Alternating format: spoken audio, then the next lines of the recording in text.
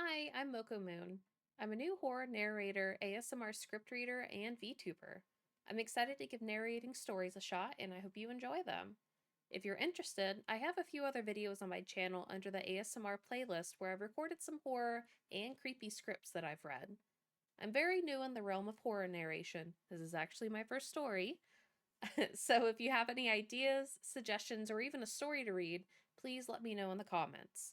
Also, because I have to be a cringy YouTuber, please comment, like, and subscribe because it really helps me to know what videos that you're enjoying as a listener. So without further ado, today I will be narrating a story from R No Sleep on Reddit titled "My Husband Insists on Keeping This One Painting of a Woman." This is a story from user Robert Mort, so thank you for posting your story so I can share it with others. My husband insists on keeping this one painting of a woman. When my husband and I first got married and moved in together, we had a few fights. On personal space, on chores, and on decor. Namely, my husband insisted on keeping this weird painting of a woman. "Who is she?" I'd asked when I first saw it, leaned against a mountain of moving boxes. "Dunno. Got it at a rummage sale." It was an original painting. Oil, I think, judging by the way the light reflected off the brushstrokes. It depicted a young woman standing in a dark room, looking over her shoulder at the viewer. She was actually rather beautiful. Blonde hair falling over her shoulders like a waterfall, a white cotton dress, a dainty heart-shaped face that was somehow haunting rather than cute. She was illuminated brightly, but the room behind her was dark. The contrast and her pose reminded me a little bit of Girl with a Pearl Earring, but it didn't feel classy, or pensive, or beautiful.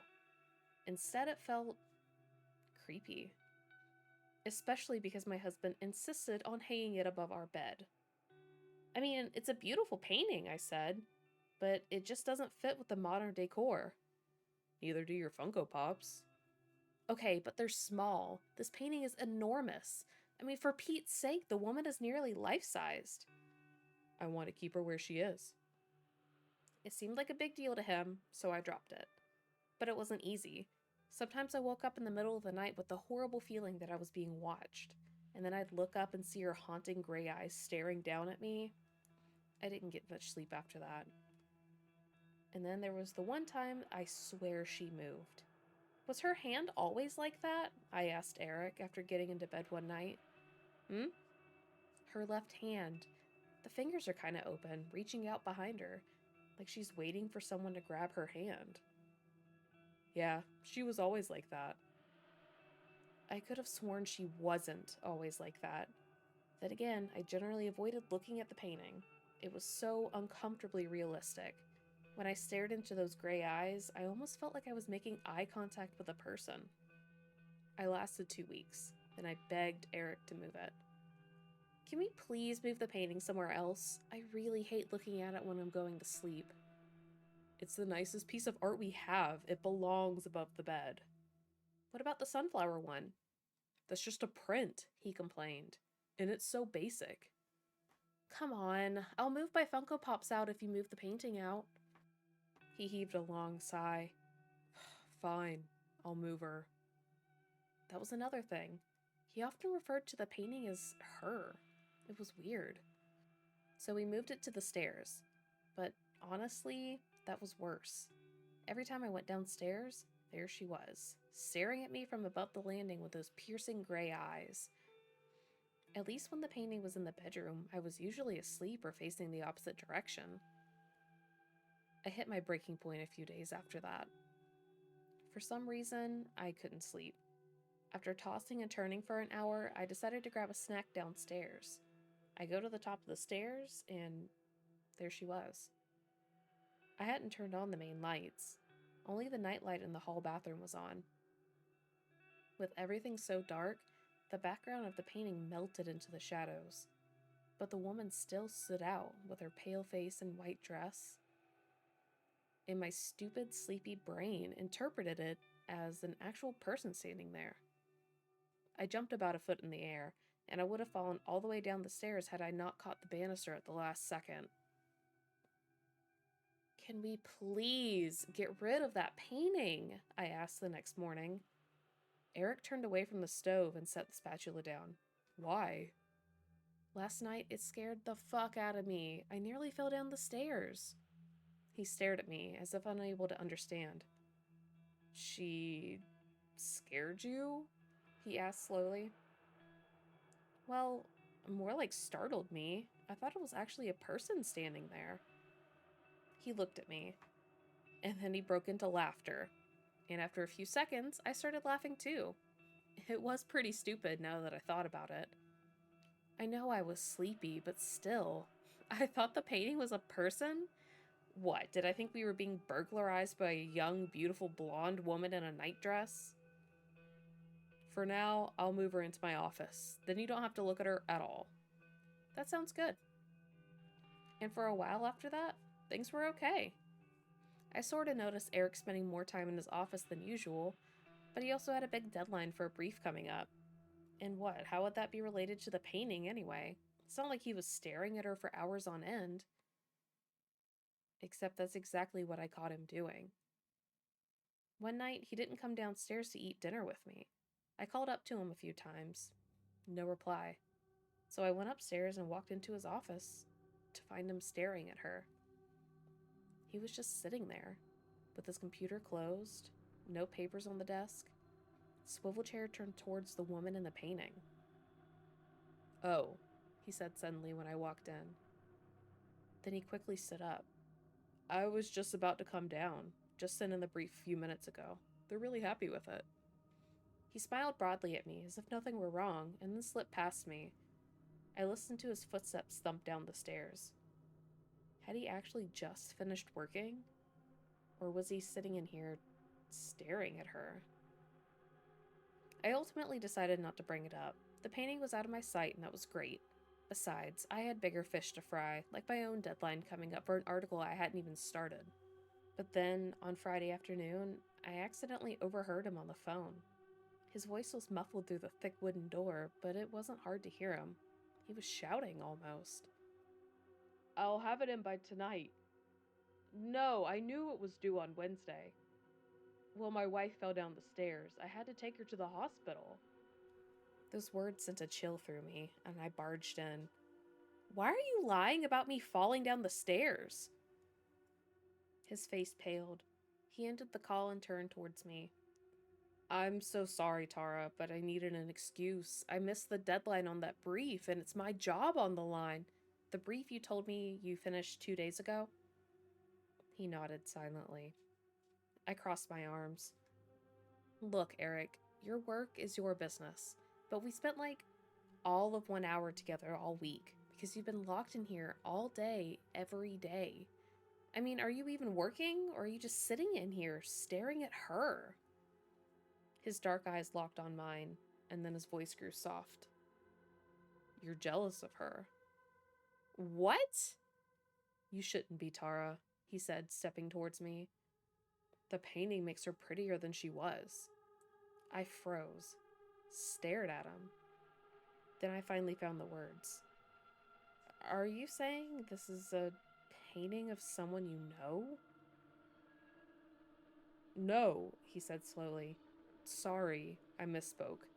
I meant whoever this is a portrait of, I'm sure it's a flattering likeness. All portraits are flattering like that. I stared at him, my heart pounding in my chest. Who is this a painting of, Eric? I told you, it's not... Eric. I stepped towards him. My legs felt weak, wobbling underneath me. Who is this a painting of? He only shook his head. I couldn't sleep that night. I know it sounds silly being so worked up over a painting, but you have to admit, it was weird. He was obsessed with this thing for whatever reason. Why didn't I see the painting when we were dating? Did he hide it away in the basement? That was the one place I'd never been. Had he built a little shrine down there, painting, candles, the whole 9 yards? The thought of it made me sick. Is it an ex-girlfriend? An ex-wife even, that he never told me about? Getting a painting commissioned must have cost a fortune, especially a huge, detailed one like this. I mean, as much as I hated that thing, it was clearly done by someone incredibly gifted. The glint in those piercing gray eyes, the small dimple on her right cheek. Clearly, he wasn't keeping it to appreciate the artistry. He knew her, and whoever she is, he's obsessed with her. And then I got the craziest idea. I sat up in bed, slowly, quietly, turned to Eric. He was fast asleep. Then I slipped out from underneath the covers, grabbed my phone from the nightstand, and tiptoed out of the room. My bare feet patted softly against the hallway as I made my way towards his office. Then I pushed the heavy wooden door open and stepped inside. The office was cold, much colder than our bedroom. Goosebumps pricked up my bare arms, but I didn't waste any time. I reached over, fumbling across the wall, and hit the switch. The light flicked on. The blonde woman stared down at me from the wall. Her eyes seemed to follow me as I took Eric's leather chair and dragged it across the hardwood. Once against the wall, I stepped onto it. We were staring at each other, face to face. I'd never been this close to the painting before, my face inches from hers. This close, I could truly appreciate the detail. Each individual eyelash painstakingly drawn, curving up from its follicle, thread-like striations of light and dark gray filling her irises, her skin so pale and creamy, dotted with the tiniest of pores. But I wasn't here to appreciate the artwork. I lifted my phone and took a photo. Then I brought up a reverse image search. It took a few minutes for me to find the right website and upload the photo, but when the results loaded, I gasped. I expected maybe one result, if I were lucky. Some sort of facial recognition that would match the painted face to a photo, or maybe the artist's website would come up and mention who the subject was. But instead, dozens of thumbnails filled the page, of the exact same painting I'd been staring at for weeks. Fingers trembling, I clicked on the first one. It led to a news article. Search continues for missing Franklin art student. My heart dropped. Little black dots danced in my vision. I collapsed into the chair behind me, trembling, and began to read. Anya Kelsing, 23, went missing after a hike with her boyfriend. The two had become separated when they came upon a bear. Her backpack was found roughly a mile away from where the sighting occurred, but no trace of Anya was found. And the caption under the painting. Kelsing is a third-year student at Friglet College, majoring in fine arts. She recently completed a self-portrait that was exhibited at Le Coeur, above. I clicked on the next article and the next, but they all said the same thing. Hike, bear, disappearance. All of them showed a photo along with her self-portrait. She looked strikingly identical to her painted likeness. None of them mentioned the boyfriend's name, but it had to be Eric. The most recent article from 5 years ago was a video clip of her parents begging for a search to continue. Sadly, judging by the news articles, it never did. I don't know how long I sat there. All I know is that I was suddenly jolted from my thoughts by a loud thump in the hallway. Footsteps, coming towards the office. I shot up. He can't find me here. I glanced around the room, looking for someplace, any place that I could hide, but it was probably too late. Surely he'd seen the light on from under the door. I ducked under the desk just as he stepped into the room. Tara? I clapped my hand over my mouth, trying to silence my ragged breathing. He's going to see the chair out of place. He knows I'm here. He knows. Tara, you in here? Why did I hide? I could have just said I came in here because I heard a noise. I needed a pen. I couldn't sleep. Why the fuck did I hide? Now he's going to know that I know. Tara? But maybe it's fine. Maybe the bear got Anya. Maybe Eric had nothing to do with it. Isn't that more likely than Eric being a murderer? There you are. I looked up and screamed. Eric was crouched there in front of the desk, staring at me. I was looking for a pen, I stuttered lamely. I wanted to write down. I remembered I have to pick up groceries tomorrow, and I needed to add something. He tilted his head, a small smile on his lips. I don't think that's the truth, Tara. Make a break for it. I started to lunge out from under the desk. His hand quickly shot out and grabbed my wrist. Hard. You figured out who she is, didn't you? That's the only reason you'd be hiding from me. I trembled in his grasp. What did you do to her? I whispered. He let out a dry laugh. So you think I'm a murderer? How nice. That's the first conclusion you jump to. No, no, no, no. I don't think you're a murderer, I swallowed. Stupid, stupid, stupid. If he killed her and he knows you know, then you're dead too. I'm sorry. I didn't mean that. Just what happened? They didn't find a body. Did the bear get her? He didn't reply, just stared at me silently with those cold, dark eyes. I was jealous, I continued desperately, but now I understand. I wish you'd just told me. To lose someone like that, of course you'd want to keep the painting. It's all you have left of her. You should have just left it alone, he said, his tone oddly emotionless. I'm sorry you had to find out this way.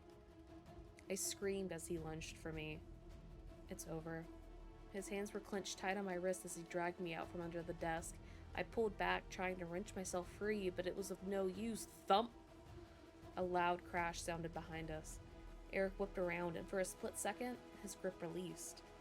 I acted instantly, pulled free from him and ran, pivoting around the desk and racing towards the door. As I glanced back, I saw Eric starting after me. But I also saw what had made the noise. The painting of Anya had fallen from the wall. It laid askew on the floor, her gray eyes staring emptily upwards. I was always a fast runner. Eric was only halfway down the stairs by the time I was at the bottom. Bursting out into the cold air, I began to scream. He grabbed me from behind and tried to pull me back inside, but it was too late. Lights were flickering on. Our neighbor rushed out of his house, calling 911. It was over. The police arrested Eric for assault, and once I told them my story of his obsession with Anya's painting, they were able to search our house. And hidden in his office drawer, in a small box, was a pair of gold earrings. The same earrings Anya wore on the hike that day. The case is slowly mounting against him. I'm hoping, praying Anya gets justice, and that a jury convicts him of her horrible murder. And would he have done the same to me if I hadn't escaped? If Anya's painting hadn't fallen off the wall? There was an explanation, of course. When Eric had moved the painting to his office, he'd mistakenly installed one of the hangers into pure drywall. The weight of the painting had caused it to rip out, and the painting fell. But sometimes, I think Anya was watching over me. That her self-portrait carried a piece of her. And that night, she'd protected me from falling victim to the monster who ended her life. The painting now hangs up in my foyer. Every day I walk by it and the new details pop out at me. The deep, shadowy green of the room behind her, a perfectly painted strand of blonde hair, the glint in her piercing gray eyes. And sometimes, I think she's smiling back at me.